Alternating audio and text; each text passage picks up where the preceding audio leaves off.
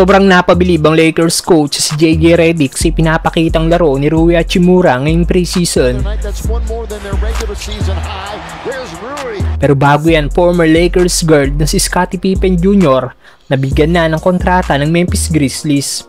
Isa sa kinuwang two-way player ng Lakers noong 2022 season ay ang anak ng Bulls legend na si Scottie Pippen Jr.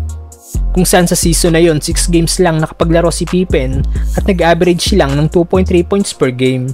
Sa G-League team ng Lakers na South Bay Lakers nga po na malagi ang nasabing guard, kung saan impressive ang mga naging laro nito, triple-double at may mga game pa, na gumawa ito ng 41 points, 5 rebounds at 6 assists. At patapos si Wave ng Lakers bago magsimula ang last season, kinuha nga po ito ng Memphis bilang two-way player, kung saan dito nabigyan ng minuto si Scottie Pippen Jr. Nag-average siyang nasabing point guard last season ng 12.9 points, 3.2 rebounds at 4.7 assists, shooting 41.7% sa 3-point area. At dahil patuloy sa magandang ipinapakitang laro si Pippen ngayong preseason game ng Memphis, binigyan na nga po ito ng nasabing team ng guaranteed contract na nagkakahalaga ng 4 years, $9.6 million. Madaming Lakers fans na nangihinayang kay Scottie Pippen Jr.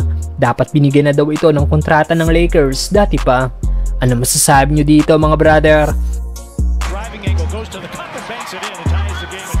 Samantalang Lakers coach si JJ Redick napabilib sa ipinapakitang laro ni Rui Hachimura ngayong preseason. Mula nang matrade si Rui Hachimura mula Wizards papuntang Lakers, isa na nga po ito sa naging pinaka-importanting role player ng sabing team. Isang elite wing na kayang dumipensa at isa ring mid-range master. So para sa mga naging preseason game ng Lakers, isa nga po si Rui Hachimura sa mga player ng team na napabilib si Coach JJ Redick. Ayon sa Lakers coach, Rui's been great. After ng game nila sa Warriors kahapon, na kahit ilang practice lang daw ang nagawa ng Japanese native noong September dahil busy ito sa ilang family stuff, super committed daw nito sa classroom ng Lakers. Dagdag pa ng Lakers coach, lahat daw ng iutos nila kay Rui ay ginagawa nito. Kaya naman kahanga-hanga daw talaga ang Lakers forward. Nag-enjoy ka na, nanalo ka pa, i-click lang ang link na nasa comment section at gamitin ang promo code na PURPLE.